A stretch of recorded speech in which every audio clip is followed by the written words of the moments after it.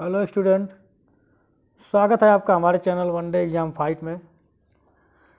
हम अपने चैनल पर स्टूडेंट आपके लिए जो है एक नई सीरीज़ लेके आए हैं जो बहुत ही इम्पॉर्टेंट है आप लोगों के लिए एग्ज़ाम की दृष्टि से। बहुत सारे बच्चे जो है अक्सर जो है 6 to 12 की जो NCERT है उसको पढ़ना पसंद नहीं करते हैं, या ये कह लीजिए कि उनको समय नहीं मिलता है या पढ़ नहीं पाते हैं, या उसको जो है जो इम्पॉर्टेंट की जो पॉइंट है या जो की पॉइंट हैं कह लीजिए कि जो एग्ज़ाम की दृष्टि से बहुत इम्पॉर्टेंट है, उन सभी बिंदुओं को वो इकट्ठा करके नहीं पढ़ पाते हैं, छांट नहीं पाते हैं कि क्या पढ़ना चाहिए क्या नहीं पढ़ना चाहिए। बहुत सारे लोगों के पास तो NCERT की किताबें ही नहीं हैं। बहुत सारे लोग तैयारी कर रहे हैं लेकिन जो है उसकी हार्ड कॉपी भी नहीं रखे अपने पास। तो हमने सोचा है कि आप लोगों के लिए जो एक नई सीरीज़ लेके आएँ ताकि आप लोग जो है वीडियो के माध्यम से जो है कम समय में जो है 6 to 12 की NCERT की जो हिस्ट्री है एक बार एग्ज़ाम से पहले रिवीजन के लिए आप लोग के लिए जो है एक शार्ट जो है 2-2.5 घंटे का जो बना दे आपके लिए वीडियो, ताकि आप जो है किसी भी एग्ज़ाम से पहले आप जो है रिवीजन करने के लिए आप लोग के लिए एकदम शार्ट नोट हो सके। तो आज हम लोग जो है क्लास 6 की जो है NCERT पढ़ेंगे और उसमें जो है आप देख रहे हैं कि लिखा हुआ है हमारे अतीत फर्स्ट, ठीक है, और ये कक्षा 6 के जो है इतिहास की बुक है। तो इसको हम लोग जो है आज पढ़ेंगे। देखेंगे स्टूडेंट आज कि जो है क्लास 6 की जो NCERT है हिस्ट्री की, उसके जो आज जो विषय सूची के अंतर्गत जो है कौन कौन से चैप्टर हैं जो काफ़ी इम्पॉर्टेंट भी हैं और जो है एग्ज़ाम की दृष्टि से IAS जैसे और PCS जैसे RO ARO जैसे मुख्य जो है एग्ज़ामों के लिए भी जो है बहुत ही इम्पॉर्टेंट है। तो उसमें हम लोग जो है केवल एग्ज़ाम की दृष्टि से देखते हुए, क्योंकि बच्चों की किताब है इसलिए जो है केवल हम लोग जो एग्ज़ाम की दृष्टि से जो चैप्टर इम्पॉर्टेंट होंगे उन्हीं को जो है समरी करके केवल पढ़ेंगे, ताकि जो है कम समय में जो है 6 to 12 को रिवीजन किया जा सके। यहाँ पर आप देख पा रहे हैं कि पहला चैप्टर है प्रारंभिक कथन, क्या कब और कहाँ और कैसे। आखेटक और खाद्य संग्राहक से भोजन उत्पादक तक, इसका कहने का मतलब है दूसरे चैप्टर का कि आखेटक जंगल में घूम घूम कर जो है खाद्य सामग्री इकट्ठा करने वाले लोग कैसे जो है खुद भोजन उत्पादन करने लगते हैं। आरंभिक नगर, प्रथम नगर वो कौन सा जो है पहले नगर का रूप धारण किया। क्या बताती हैं हमें किताबें और कब्रें, जो हमें पुरानी कब्रें और जो हमारे साहित्यिक स्रोत प्राप्त हुए हैं, हमें क्या जो है पिछली कहानियों के बारे में या पिछले जीवन के बारे में हमें क्या बताती है। राज्य राजा और प्राचीन गणराज्य, पांचवा चैप्टर है आपका कि कैसे उस ज़माने में राज्य राजा और प्राचीन गणराज्य हुआ करते थे। छठा आपका जो चैप्टर है नए प्रश्न नए विचार। सातवां जो है राज्य से साम्राज्य, कैसे छोटा सा एक राज्य जो है एक साम्राज्य का रूप धारण करता है, आपका सातवां चैप्टर है। आठवां नंबर चैप्टर है गांव शहर और व्यापार। नौवां चैप्टर है आपका नए साम्राज्य और राज्य। 10वां चैप्टर है आपका इमारतें चित्र तथा किताबें, ठीक है।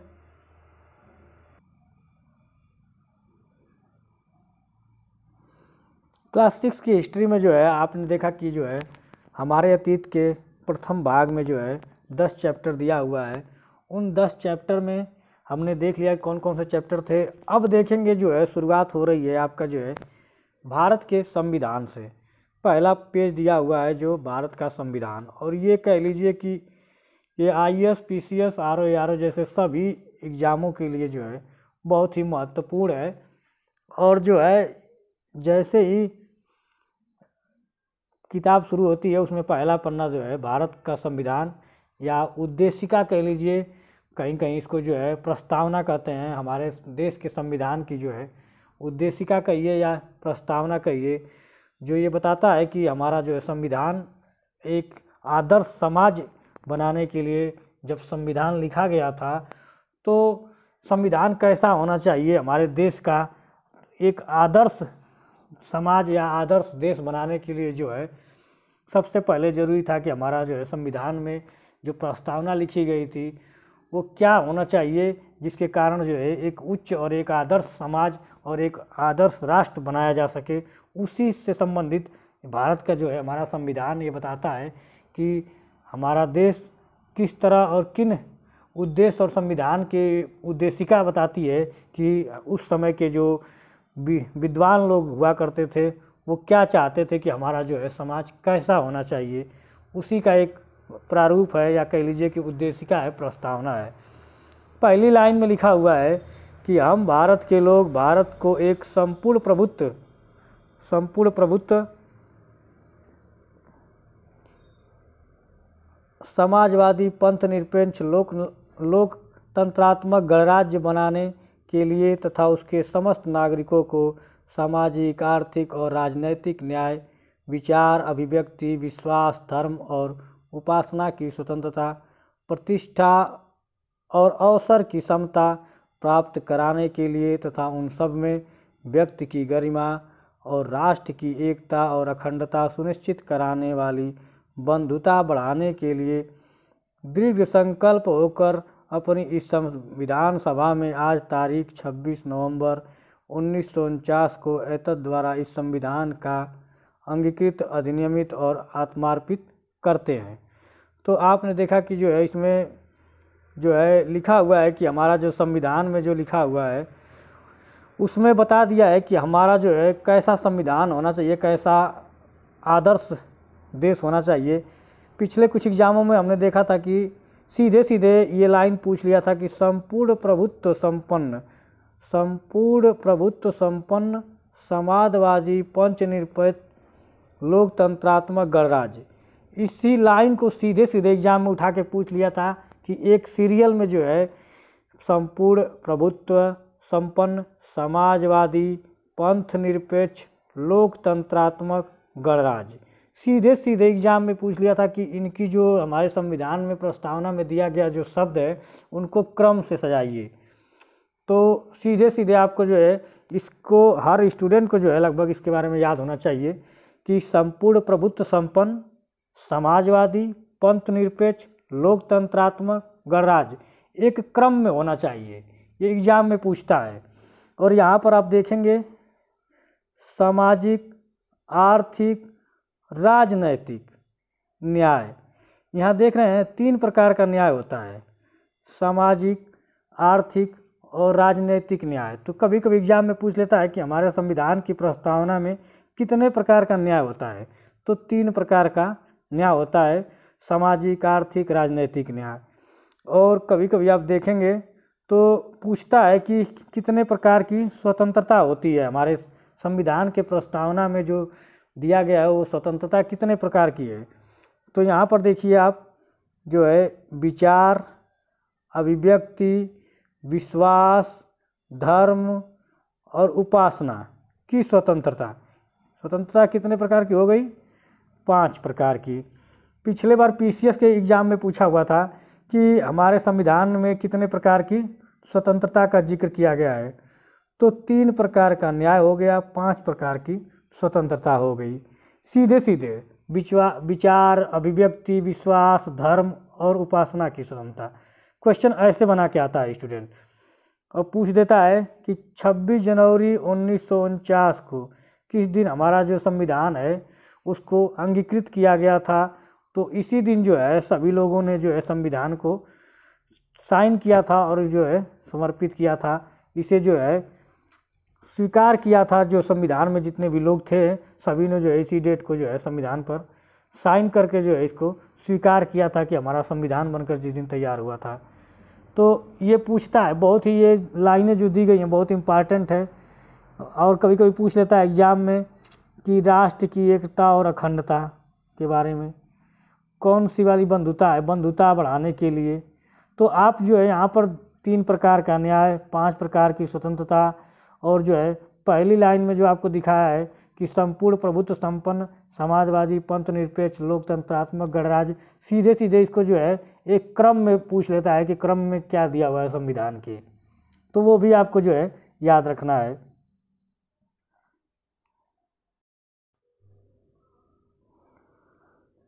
हाँ, हम लोग देखेंगे स्टूडेंट अब कि जो है पहला चैप्टर है प्रारंभिक कथन, क्या कब कहाँ।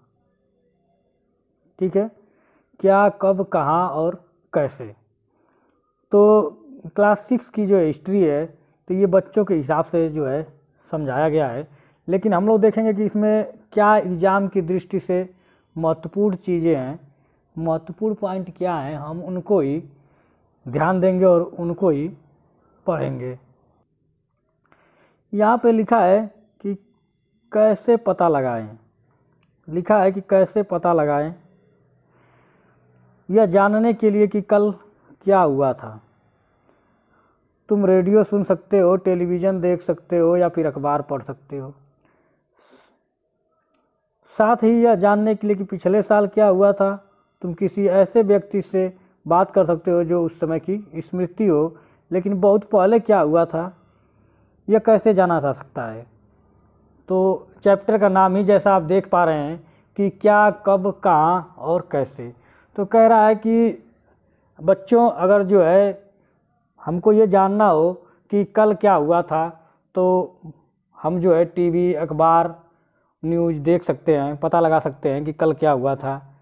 लेकिन कह रहा है कि पिछले साल क्या हुआ था उसके बारे में भी हम जो है अगर जानना है तो हम किसी ऐसे व्यक्ति से पूछ सकते हैं जो उस समय जीवित रहा हो या उस समय था, तो वो हमें बता सकता है। लेकिन कह रहा है यहाँ पे कि अतीत के बारे में हम क्या जान सकते हैं, अतीत के बारे में हम क्या जान सकते हैं। तो अगर बहुत पहले की अगर बात कर रहा है, हज़ारों साल पहले की, तो उसके बारे में जो है अगर हमको किसी चीज़ की जानकारी लेना है या किसी के बारे में जानना है तो हम कैसे जानेंगे। तो यहाँ पे कह रहा है कि अतीत के बारे में कुछ जाना जा सकता है, जैसे लोग क्या खाते थे, कैसे कपड़े पहनते थे, किस तरह के घरों में रहते थे। हम आखेटकों, शिकारियों, पशुपालकों, कृषकों, शासकों, व्यापारी, पुरोहित, शिल्पकार, कलाकार, संगीतकार या फिर वैज्ञानिकों के जीवन के बारे में जानकारी हासिल कर सकते हैं। यही नहीं, हम ये भी पता कर सकते हैं कि उस समय बच्चे कौन से खेल खेलते थे, कौन सी कहानियाँ सुना करते थे, कौन से नाटक देखा करते थे, फिर कौन से गीत गाते थे। तो कह रहा है कि हम जो है अतीत के बारे में, क्या हम अतीत के बारे में जान सकते हैं, हज़ारों साल पुरानी कहानियों के बारे में, हज़ारों साल पुराने जो लोग यहाँ रहते थे वो क्या, व्यापारी, शिकारी, पशुपालक, कृषक, बच्चे कौन सा खेल खेलते थे, वैज्ञानिकों के बारे में, संगीतकारों के बारे में क्या हम जान सकते हैं। लोग कहाँ रहते थे, लोग कहाँ रहते थे। तो मानचित्र 1 में दिया है कि नर्मदा नदी का पता लगाइए, नर्मदा नदी का पता लगाइए। कई लाख वर्ष पहले से लोग इसी नदी के तट पर रहते थे। यहाँ रहने वाले आरंभिक लोगों में से कुछ कुशल संग्राहक का मतलब जो है भोजन इकट्ठा करने वाले लोग, जो आसपास के जंगलों में जो है भोजन की व्यवस्था करते थे और जो है भोजन का इकट्ठा करके, जैसे शिकार करना, पशुओं जानवरों की जो है पकड़ना और शिकार करते हुए जो है अपना जीवन यापन करते थे। तो आसपास के जंगलों में विशाल संपदा से परिचित थे। अपने भोजन के लिए वे जड़ों, फलों, जंगलों, अन्य उत्पादों का यहीं संग्रह करते थे और वे जानवरों का भी शिकार करते थे। तो कह रहा है कि यहाँ पर जो है एक फिगर आपको दिखाएंगे अभी हम, नर्मदा नदी का उसमें जो है चित्र जो है देखना है और पता करना है कि कई लाख वर्ष पहले लोग जो है इसी नदी के तट पर रहते थे।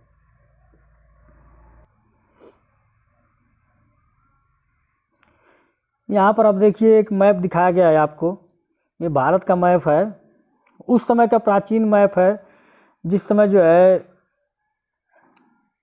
इसमें अफ़गानिस्तान, पाकिस्तान वाले हिस्से को भी शामिल किया गया है, ताकि उस समय का पुराने हज़ारों साल पुराना जो मैप बन सकता था उसका बना हुआ है।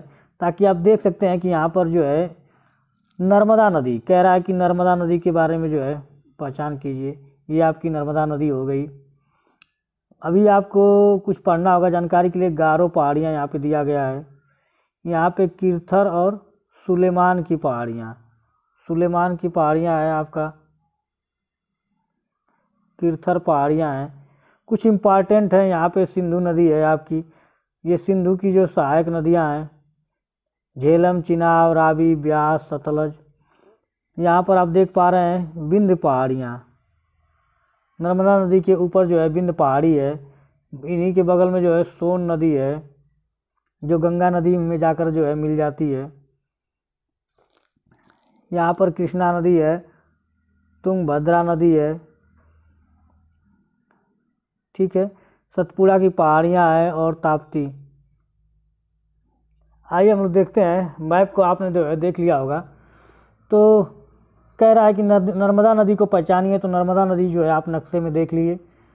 अब तुम उत्तर पश्चिम की सुलेमान और किरथर पहाड़ियों का पता लगाओ। तो जैसा कि हमने अभी अब दिखाया आपको कि सुलेमान की जो और किरथर पहाड़ियाँ जो हैं, ये आपका जो है सुलेमान और किरथर की पहाड़ियाँ हैं।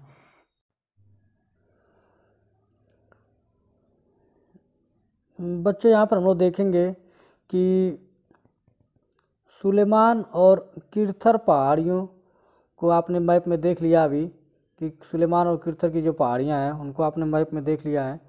तो कह रहा है कि इसी क्षेत्रों में ऐसे स्थान है जहाँ 8000 वर्ष पूर्व स्त्री पुरुष सबसे पहले गेहूँ और जौ जैसी फसलों को उपजाना आरंभ किए।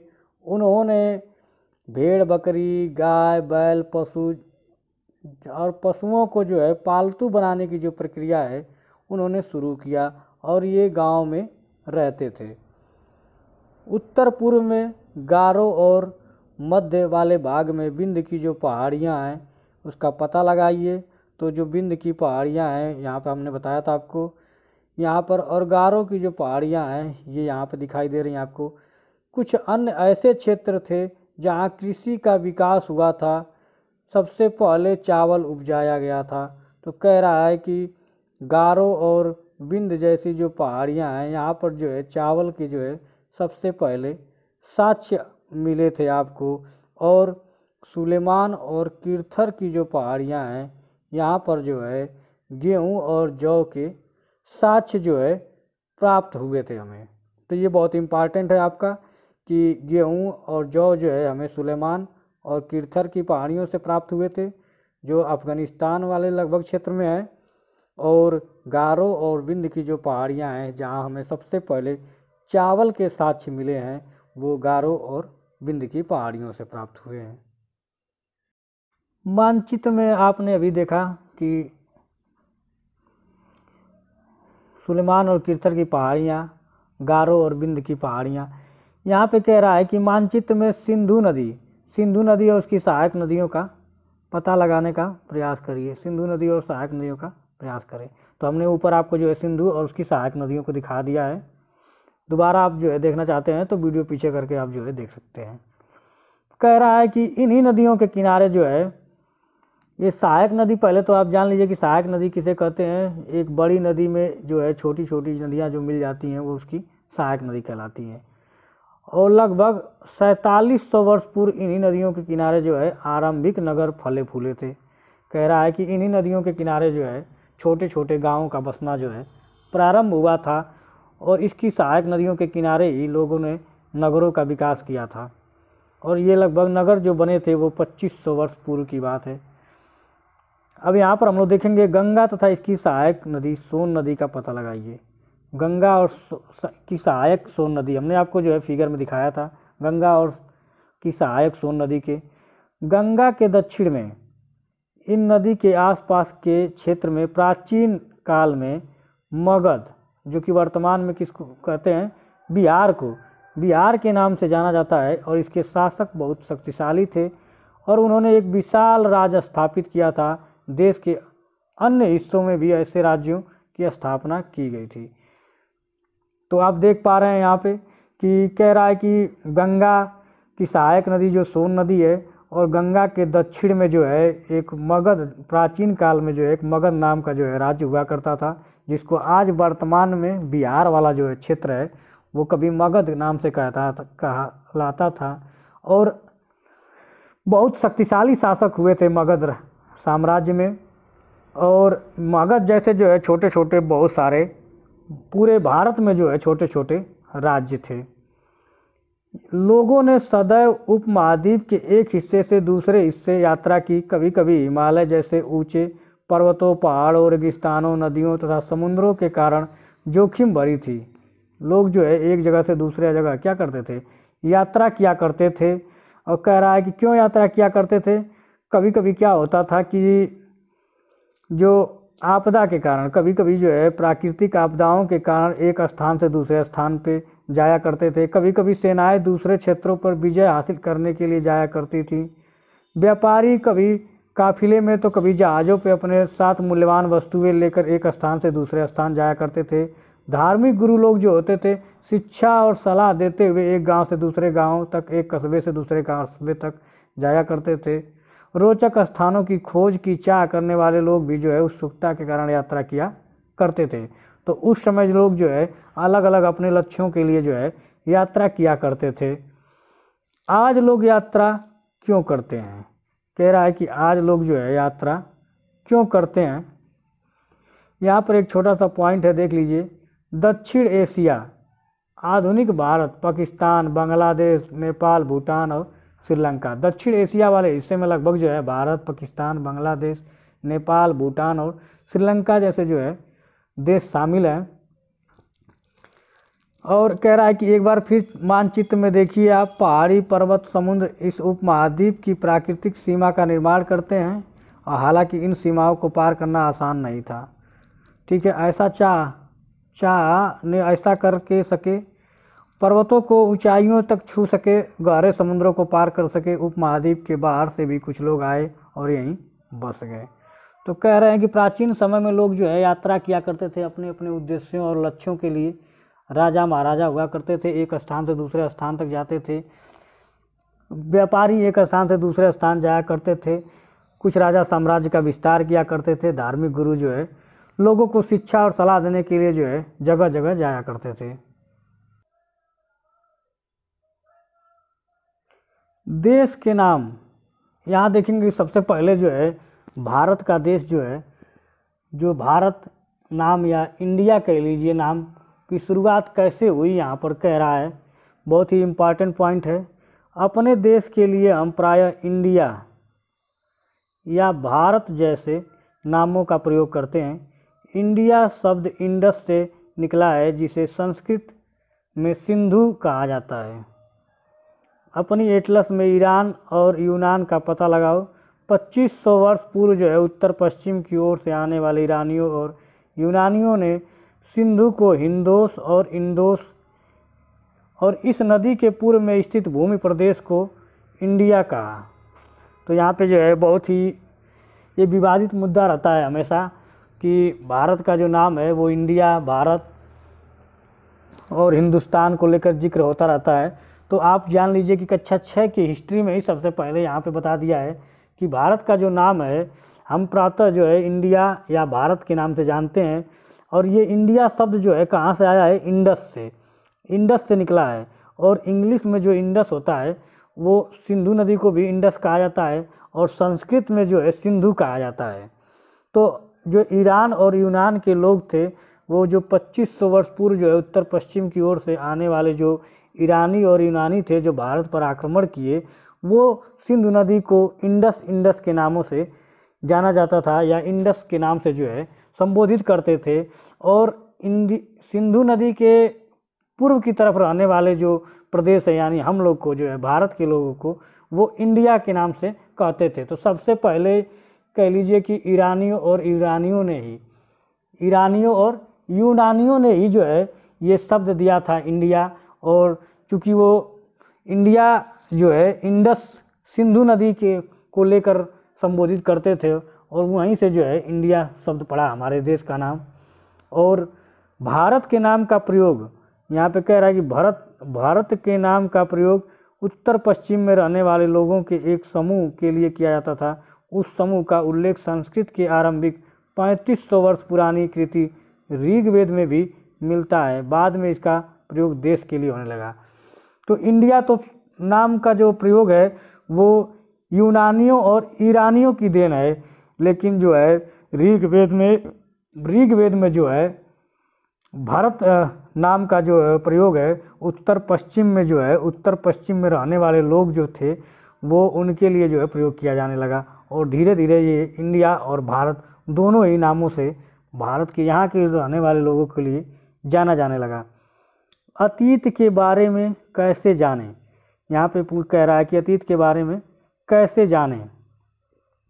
तो अतीत के बारे में कैसे जानें, तो देखिए यहाँ पर जो है कुछ फिगर आप देख पा रहे हैं, और ये फिगर जो है क्या है, इसको जो है ताड़ पत्रों से बनी हुई एक पेड़ होता था जिसका नाम है भुर्ज पेड़ की जो छाल होती थी, कह लीजिए कि ऊनी, ऐसी ही एक पांडुलिपि को जैसे कि भुर्ज की जो एक छाल होती थी उसी के ऊपर जो है इस पर लिखा जाता था। ये तो यहाँ पे आपको दिखा देते हैं कि ताड़ पत्रों से बनी एक पांडुलिपि, इसको पांडुलिपि बोलते हैं, और ये जो है भुर्ज नामक जो पेड़ होते थे उसी की छाल से बनते थे और उसी पे लिखा जाता था पहले। तो अतीत के बारे में हमको जो जानकारी प्राप्त होती है, इसके बारे में जो इनसे पुराने ज़माने में जो लिखे रहते थे लोग उसी से मिलता है और उसी के बारे में जो हमको जानकारी मिलती है। तो ये पांडुलिपि जो है इसको मैन्युस्क्रिप्ट कहते हैं, लैटिन में इसको शब्द में मीनू कहते हैं, जिसका अर्थ होता है हाथ से निकलना। ये पांडुलिपियाँ ताड़पत्रों और हिमालय क्षेत्रों में जो है उगने वाले भुर्ज के जो नामक पेड़ की छाल से विशेष तरीके से तैयार करके जो है भोजपत्र पर लिखी मिलती है। तो कह रहा है कि हिमालय जैसे जो क्षेत्रों में ये भुर्ज वाला जो पेड़ मिलता है, इन्हीं के जो है छालों पर जो है लिखाई करके जो है इस पर जो है एक साहित्यिक साक्ष्य के रूप में जो है लोग लिखते थे और इसको रखते थे, और इसी को जो है ताड़पत्र या पांडुलिपि कहते हैं। तो इसका फिगर आप देख लीजिए, दिमाग में बैठा लीजिए कि ऐसा फिगर होता है, कभी देखने को मिले। और देखिए उस समय में कैसी भाषाओं का प्रयोग किया गया है, आज के समय में जो है इनको पढ़ना इतना कठिन है कि बहुत सारी भाषाएं तो अभी तक पढ़ी नहीं गई हैं। तो ये आपने देख लिया, इसको बोलते हैं जो है पांडुलिपि। ठीक है,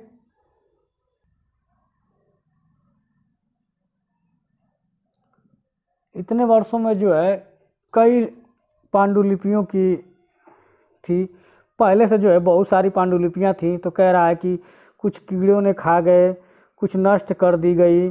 कई पांडुलिपियाँ आज भी उपलब्ध हैं, कुछ पांडुलिपियाँ मंदिरों में और विहारों में प्राप्त होती हैं। धार्मिक मान्यताओं और व्यवहारों से राजाओं के जीवन, औषधियों और विज्ञान आदि में इस प्रकार की विशेष चर्चा मिलती है। कह रहा है कि उस प्रकार के जो पांडुलिपि थे उनसे हमको जो है उस समय की धार्मिक मान्यताओं और राजाओं के जीवन के बारे में पता चलता है। ठीक है, कुछ में महाकाव्य, कविताएं और नाटक भी होते हैं। कई संस्कृत में लिखे होते हैं और कई प्राकृतिक भाषा और कई तमिल में लिखे होते हैं।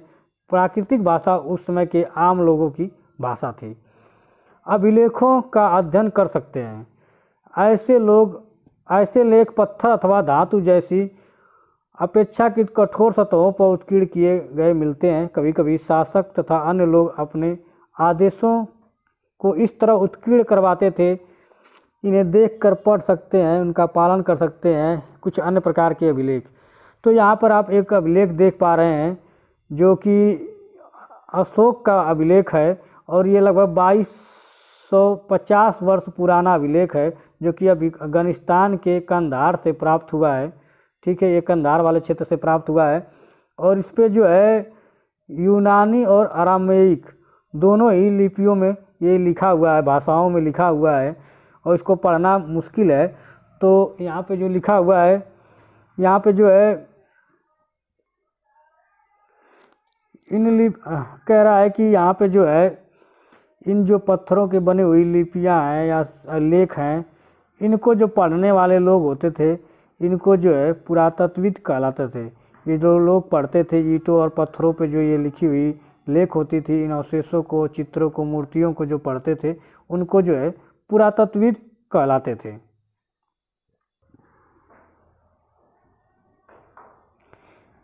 यहाँ पर आप जो है कुछ फिगर देख पा रहे हैं जो कि एक प्राचीन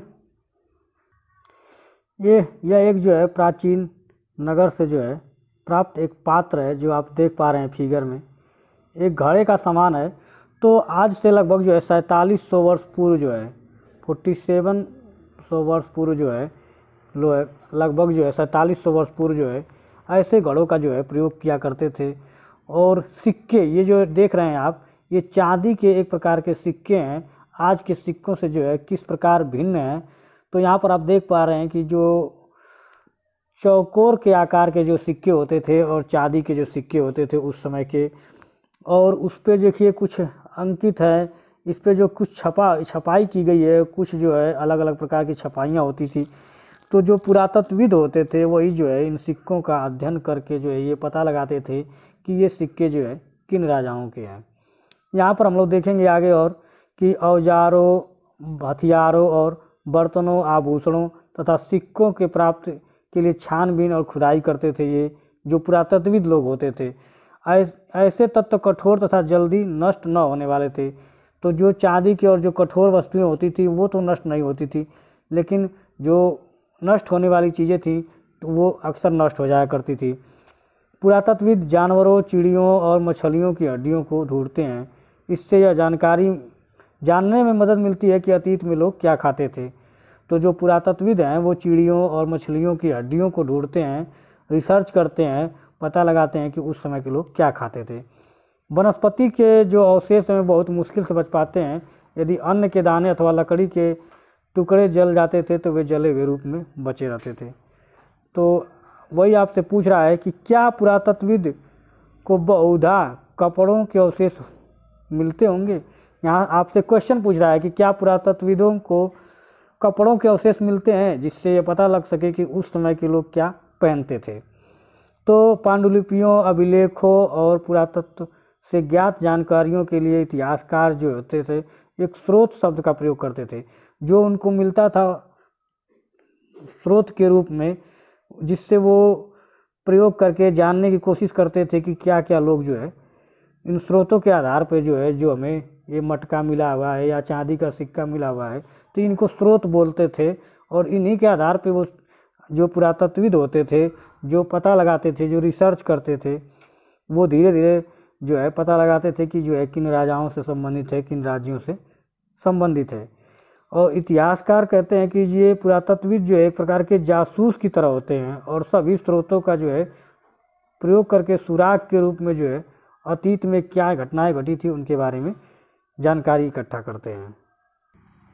यहाँ पर हम लोग देखेंगे थोड़ा सा कि कुछ महत्वपूर्ण चीज़ दिया हुआ है जो एग्ज़ाम की दृष्टि से जो है कंपटीशन के लिए इम्पॉर्टेंट है।